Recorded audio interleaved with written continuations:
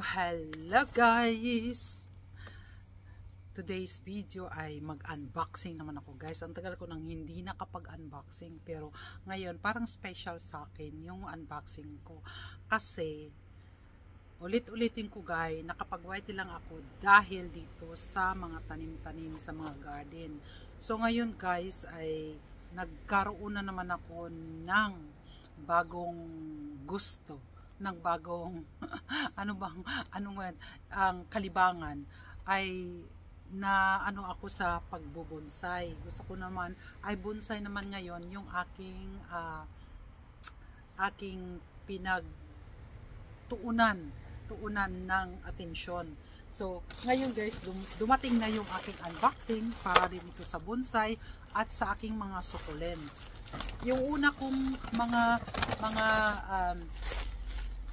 ang tawag nito na in-order ko ay dumating na. Hindi ko lang binidyohan yun kasi nga medyo busy nga ako kasi natuon ako talaga sa pagbubonsai.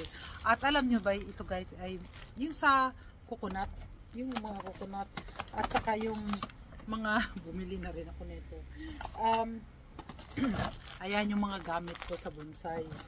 Ayan yung mga gamit at mga marami siya guys na aking pinagtuunan ng mga gamit para sa bonsai. At sa ito nga lang guys, nung nairating sa akin ito ay talagang nabasag, pero nilagay ko na kagad dito sa sa loob. Gusto ko sanang magreklamo sa kanila na yung order ko ay nasira. Yung una kong order ay sabi niyo wag na, nilagay ko na lang dito para hindi siya masayang.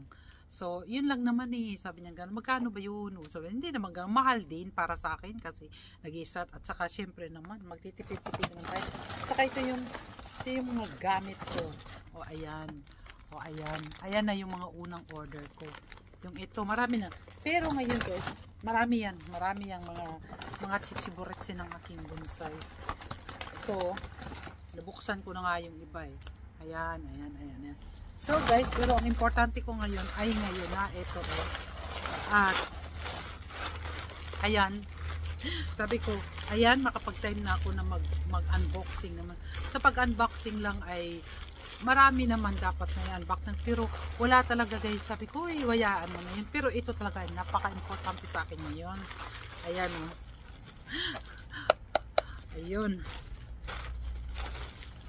Ayan yung mga screen. Ayan yung mga bato-bato. Ayan diba? Ayan. Yung bang para sa aking cactus, sa aking pagiging bonsai. At ayan nga ito. Ayan. Mamaya, may pa ko. At ang nakakatuwa sa akin guys ay yung bonsai na pinag-ano ko. Ayan Diyatong tuwa ko kaya mailipat ko na siya dito. Kasi ako kasi parang gusto ko kasi yung art kasi ng bonsai ay talagang buhay na paliko-liko. Hindi naman, pero ang para kasi sa akin, marami akong kahapon din minaipo, pero hayaan ko muna at dito muna ako mag sa aking ayan. Dumating, may kasama pa. Ayan yung mga bato-bato sa langit. Ang taman ay wag magalit. Ayan, ito yung pinaka-importante ko ngayon. Kasi meron ako na ganito, pero parang hindi na hindi na masyadong nag-work. Kaya sabi ko, gusto ko yung sarili ko talagang binili. Ayan. Ay parang hindi nga. Parang iba naman ang ko. Iba na naman. Dami kasing gusto ko yung malapad para alam ko na. Para pag magmarkot ako, yung eto niya yung ito. Kasi kinikis-kis yun, di ba? Para ito, parang ikikis-kis ko na lang, gaganon-ganonin ko na lang sa round the puno. Yun guys. At kasama na syempre dito yung paglinisan ko yung aking dahon. May mga malaki kasi akong dahon. Hindi ko kasi lang naipakita sa inyo yung tawag nun, yung haba na dahon na pag sa loob ng bahay, para pag nilinisan ko ay pasok ko lang ko yung aking kamay, sa nga na lang magkasya sa aking kamay kasi malaki talagang kamay ko guys. Kasya naman kahit paano.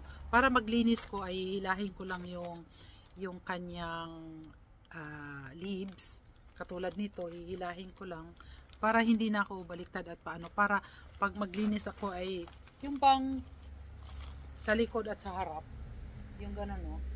Para diretso na lang. Nakita nyo ba? Para ayan, no, yung dumi, diba? Kasi pag ipasok ko na to, siya nga pala guys, hindi ko to iniiwan sa labas. Yung ito ko, ayan, hindi yan iiwan sa labas kasi magwe-winter na po dito. Ayan yung mga yan, itatago ko yan guys sa aking kela, doon sa hindi malamigan. Kasi may ano din naman doon, may heater din naman doon. So, yan guys, ang aking, ito ay para naman sa aking nangangalubak na sa kakatrabaho, ayan o. Para naman ay, gano'n lang talaga guys. Pero parang, wala dito yung isa ko pang gusto. Pero ito lang muna guys, kasi meron akong mga puno na kikiskisin kasi. Pero ang gusto ko nga sana ay yung, pero parang meron na rin ako dito eh. Sana ba yun? Ayan ah. Meron na rin ako ng ganito. Para to sa, para din doon. Pero ito ay para sa lansang to ni Hubie. Kinuha ko lang kasi nakakatulong sa akin to. Tulad na yung paghihiwa ba dito. Saka tulad nito guys oh. Ayan, basta ang itong mga ano ko ay mga bato-bato para sa aking mga cactus. Kasi yung mga cactus ko guys ay namumula siya. At yun din ang marami pa akong aasikasuhin. Ito guys, kung mamaya nga pala, after nitong pag-unbox ko, ipapakita ko sa inyo kung paano ko to nakuha. Din kahapon sa aming garden. Ayan. Ayan. Tuwang-tuwa ako guys kasi nakuha ko talaga. Ang hirap daw sabi ni Hubie kunin. Sabi ko ay walang mahirap pag ginusto, 'di ba? So, ayan. Ayan siya. At yan ang gagawin kong bonsai. Syempre, lilinisan pa yan, kukurtihan ko pa yan. Ang gusto ko kasi guys, ilang years na to eh. I think 15 years na to o more than. Ito, kasi sa garden to at matagal ko na tong laging pinuputol doon. Ayan, pinagpuputol ko to kahapon, pero tatanggalin din naman yan para talagang exactly na bonsai siya. Ang importante ay may gamot. Hindi ko kaagad na nailagay kahapon na asikaso. Yan, yung mga sira na yan. Dapat aayusin kaagad yan. Kahapon hindi na. Pero nilagay ko siya sa, yung nilublob ko muna na siya sa tubig. At talaga namang hindi naman siguro matuyo kasi asikasuhin ko talaga ngayon. At ito nga pala, yung sa ano, akala ko hindi siya plastic.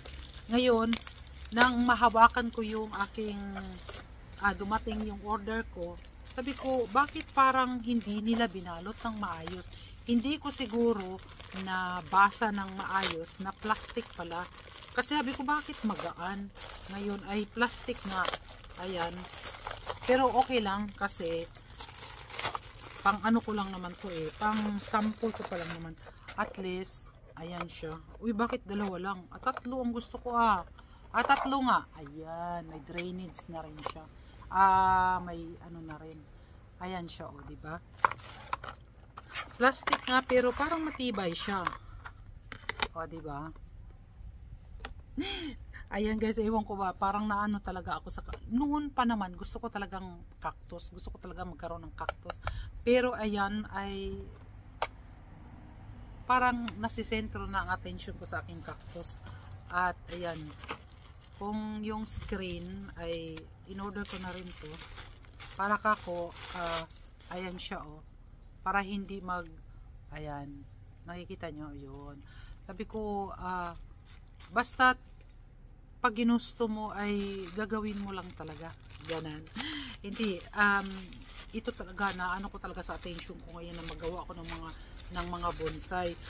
Yung mga bonsai kong iba nandoon sa garden, yung malalaki. Ewan ko kung naipakita ko yun, hindi pa siguro. Pero yun lang guys, nang unboxing ako para talaga sa bonsai.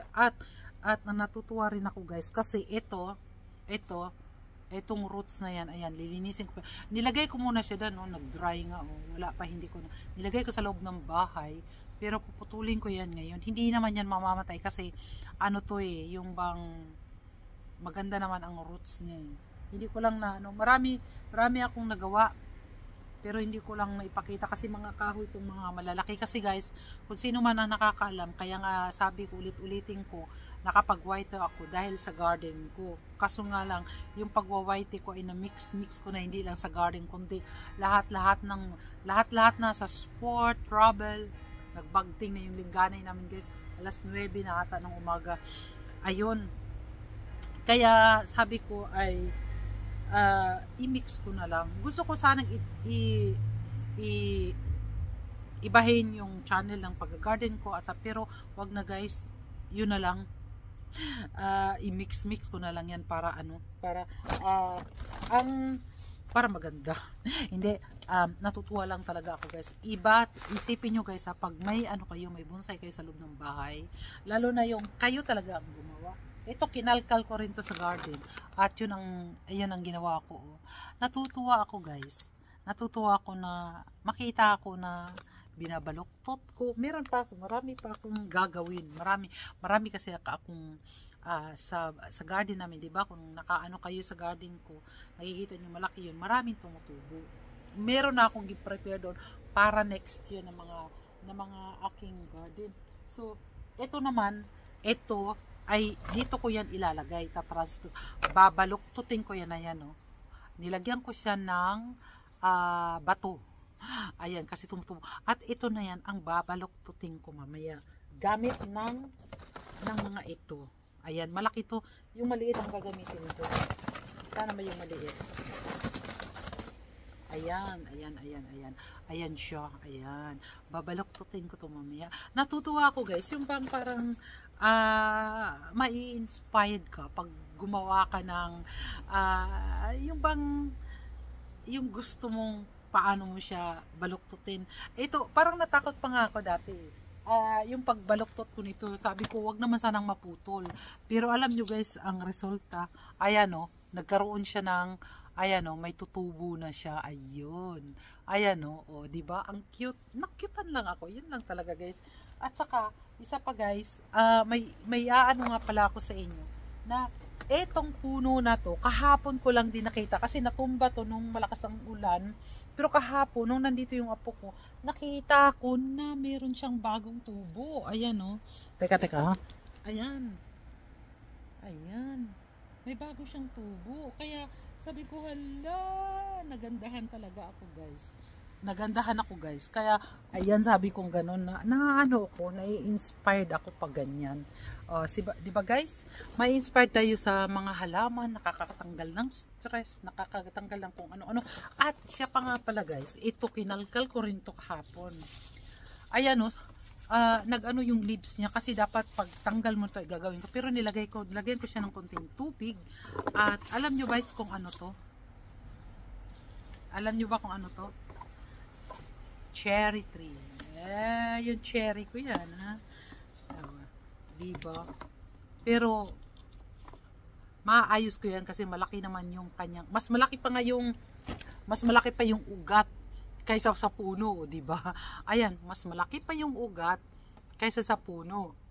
Diba guys? At saka, gustong-gusto ko talaga siyang baluktutin, yung mga ganun pa. Ewan ko, nai-inspired ako kasi marami ako nakikitang mga bonsai nilang pinagagawa. Yung avocado ko rin, ginawa ko rin bonsai. Ewan ko kung naipakita ko na ba. Parang at magawa sila ng mga bonsai kung ano-ano. Nai-inspired ako guys, kaya minsan sabi ko, yung aking berin, ano ba yung berin? Yung mga maliliit na basta yun na yun. Basta yung mga tanim ko, pinagkakalkal ko doon sa loob. Yung pang mga matagal na mga ilang years na ata to, mga 20 years. Maliit lang ang puno niya, pero maganda ang pero makikita nyo na lang yan guys sa next video ko pag maayos na ang aking mga bonsai.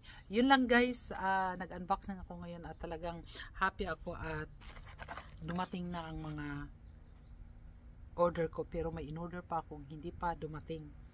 Nag-order ako kahapon lang, Nakakaabot kasi ng 8 days sila bago nila i-send.